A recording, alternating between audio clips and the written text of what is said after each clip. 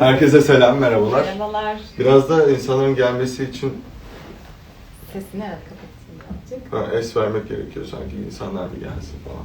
İşte şurada sorularımız var aslında birkaç tane. Yoğunluğumuz nasıl yayında? Belki onlar gelene kadar bunları Deriz. cevaplayabiliriz Tamam. gibi. Evet, öncelikle güzel bir gün, güzel bir set günü. Bundan sonra her şey yolunda, Sıla burada, keyifler yerinde. Hadi başlayalım.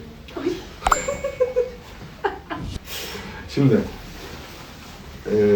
kısmi moderatör benim. Moderatörümüz evet Doğukan Güngör. Kısmi moderatör benim. Ben okuyacağım yönlendirdiğiniz bazı soruları. Bugün Kısa. evet, kıstım dikkatimi aldı. Evet. Seçilen, bakılan sorularınızdan enerjileri ve uyumları çok güzel, teşekkür ederiz. Bu seyirciye de yansıyor. Sinerjilerin bu kadar tutacağını tahmin etmiş miydiler? Şöyle ki, ilk tanıştığımız gün, audition'a geldiğimiz gün, evet, yani o sahneyi oynarken audition sahnemiz hangisiydi hatırlamıyorum şu an ama tartıştığımız bir sahne, çünkü tartışmaktan başka bir şey yapmıyoruz. Ben gerçekten etkilenmiştim yani, çünkü farklı insanlarla da audition'a girdiğimiz için Doğukan'la oynadığımda evet dedim ki oldu yani iyi tutacak enerjimiz ve öyle de oldu. Teşekkür ederim. Bence iyiyiz, tutacağını tahmin ettik yani, ben ettim. Daha ilk gördüğünde tutar mı dedim bu kimya? Dedim. Teşekkür ederim. Rica ederim. Teşekkür ederim. Ben de aslında Sıla'yla o audition günü tanışmıştık. Gözleri çakıyor oyunculuk yaparken. Bu da çok güzel. Arkadaki inanılmaz hareketli. Gözleri çakıyor oyunculuk yaparken yani. Bu da anda olduğunu gösteriyor. O yüzden Sıla gibi bir bireyle hem de Sıla gibi bir oyuncuyla ama öncesinde Sıla gibi bir bireyle partner olmak çok özel ve güzel. Teşekkür ederim. İyi ki varsın. Evet. Aynı dizide başka bir rolü oynama şansınız olsaydı hangisini oynamak isterdiniz ve neden? Ben cevaplayabilir miyim? Evet. Nilay'ı oynamak isterdim ben. Çok güzel karakter. Ondan sonra şaka yapıyorum ama ne olabilirdi? Bana ne olurdu bu dizide? Abdullah. Abdullah. Evet. Ne olurdu? Sen de bir Fatih'sin ya. Yani anladın mı? Ne diyeyim ki? Benim de aklıma başka bir şey gelmedi. Bir düşündüm de, bir de bizde genelde kadın ağırlıklı ya, Hı-hı. erkekler olarak azınlıklısın galiba. Senin cevabını merak ettim. Ben net bir tık daha işte yaşım 23 olmasaydı Kıvılcım tam ben. Kıvılcım'ı ben de oynamak isterdim. Çok isterdim. Evrim zaten Müthiş. mükemmel, o yüzden Müthiş. değil fakat bir de Alev daha böyle kıpır çünkü işte ben çok ağır ve yavaş roller, yani ağır ve yavaş roller de demeyeyim ama daha tempo olarak düşük roller oynadığım için biraz daha böyle gençlik enerjimi yansıtabileceğim fıkır. İşte kız. Evet, Alev'i oynamak isteyebilirdim. Evet, güzel olurmuş çünkü yani, sana da olurmuş. Enerjimi orada doğru yansıtabileceğimi düşünüyorum. Evet, bu arada Evrim demişken Barış'ı da es geçmeyelim çünkü olmaz. geçen bölüm bir sahneleri vardı. Ya, o kadar güzel ki.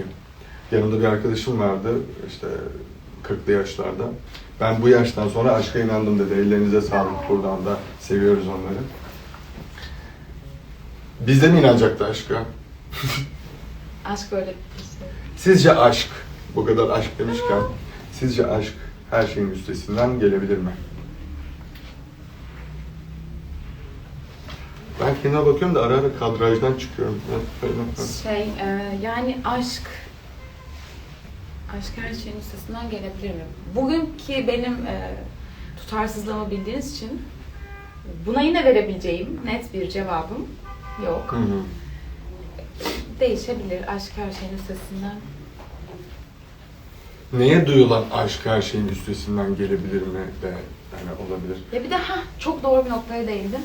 Aşk dediğimiz bilmiyorum, bu da şeylik değil, hani aşka aşığım gibi bir cümle kullanmıştım ben bir kere. Bu da yanlış anlaşıldı, hani Nasıl yani? O zaman ayran gönüllülük mü derler? Hmm. Öyle mi? Hayır arkadaşlar, hani aşk, o Aşık duyguya olma aşığım. durumu. Evet, o hissettirdiklerine aşığım, seviyorum.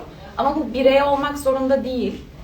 Yaptığım meslek, Kişi olmak zorunda. yani ben ya da ne bileyim daha maneviyat tarafı. Ya, Evet. aşka böyle bakıyorum ben. Evet. Evet. O yüzden bu soruya yine cevabım. Divan edebiyatçıları gibi bakıyorsun yani bu konuya. Ben Tanzimatçılar sürekli gibi böyle bakıyorsun. konuşuyorum bugün. Aşk her şeyin üstesinden gelebilir mi? Yani muhtemelen 1940'larda falan yaşasaydık gelirdi. Ama derin o derin değil diyorsun. şu anki atmosferde tabii ki aşk duygusu, sevme hali, sevilme hali, midede kelebeklerin uçuşması, aç kalman. Çünkü aşk bahsettik ya, karnı doyurur, yiyemezsin bir süre yani. O zaman sen her şeyin üstesinden gelirsin bir aşık olsan. Tamam. O kadar. Tamam. Evet, Sıla Türkoğlu. Hayatı planlı mı, spontane mi yaşar? Plan asla yapamam. En sıkıntı çektiğim yer spontane yaşam, evet. Evet, spontane. Dün de spontane bir buluşma gerçekleştirdik zaten. Evet, böyle bir şey. Ben plan yaptığımda asla gerçekleşmiyor planlarım. Olmuyor. Karşısına çıkan zorlukları aşarken uyguladığı bir formülü var mı? Formülü mü? Karşısına çıkan zorlukları aşarken uyguladığı bir formülü var mı? Protein tozu içiyor. Ya arkadaşlar, yani ne diyebilirim, böyle kendimi çok şey hissediyorum ya, hani bilir kişi konuşuyor. Bu arada gibi şöyle hissediyorum ama- rahatla. Bunu soran kişi teşekkürler. Hani Hayır, tabii çok ki sevgi öyle can yani. kız demiş. Hayır, ben sadece böyle konuşunca hani büyük büyük konuşuyormuşum. Can gibi. kadın. Can- Vardı ya öyle bir şey. Can kadın kim diyor? Tabii ki uyguladığı bir formülüm yok ama çıkan zorluklar mutlaka kat kat daha iyi bir şeyle karşılaşıyorum. O yüzden sabırlı Evet. davranıp. Dünya momentumu kendisini Bağlanıyor. dengeliyor zaten bazı yerlerde. Evet. Aslında formül daha önce yaşadığında gizli de olabiliyor. Daha önce deneyimlediğin bir şey daha sonra benzeri bir durumu yaşadığında daha seni hazır kılabiliyor. Karşıma çıkan zorlukları ağlayarak yaşıyorum. Geceleri. Can kız. Evet. Fatih'cim, Burcu'nun ikizler mi? Doğru. Doğru. Evet. Yani Burcu ikizler mi bilmiyorum ama ikizlerden başka bir burç da akla çok gelmiyor. Annem ikizler benim. Bazen bana sinirleniyor. Diyorum ki ya anne, bana sinirlendiğin halle normal halin arasında o kadar fark var ki hani sanki oğlun olduğunu unutuyormuşsun gibi bir hal. Yani uçları var. İkizler Burcu'nun galiba öyle tarafları var. İnanmamak ya da inanmamak değil de bilmememe rağmen burçlarla alakalı bir tasarrufum olmamasına rağmen ikizlerle alakalı Bayağı tutarsızlıkları biliyoruz, duyuyoruz. şey. Ama yani karakter biraz da bu işte. Doğufat, sürekli kavga ediyorlar. Bu sahneleri nasıl çekiyorsunuz? Sonrasında gülüyor musunuz mesela? Bazen gülüyoruz, bazen de gerçekten sinirleniyoruz birbirimize bence. Evet. Yükseliyoruz. Yani bazen dövmek istiyorum ben seni. Bazı noktalarda. Hayır, evet. Yani Fatih. işte kayıt, kestik dediğimiz andan itibaren kahkaha tufanı gibi bir durum olmuyor. Orada zaten içsel olarak bir enerjidesin. Dolayısıyla yeni plan için orada Gülüyoruz ama yine ya. ya güldüğümüz Hani şey sahneler olmuyoruz. var. Çıkma rolden, işte kavga edeceksin, sinirleneyim falan. Yok. Hani o an sinirleniyoruz çünkü ikimiz de anda kalmaya özen, ya nasıl diyeyim, özen gösteren diyeyim, evet.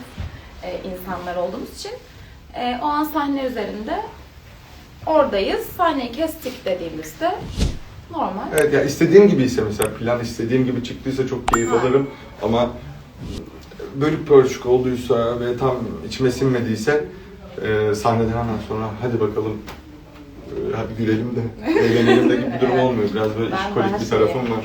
ona göre daha böyle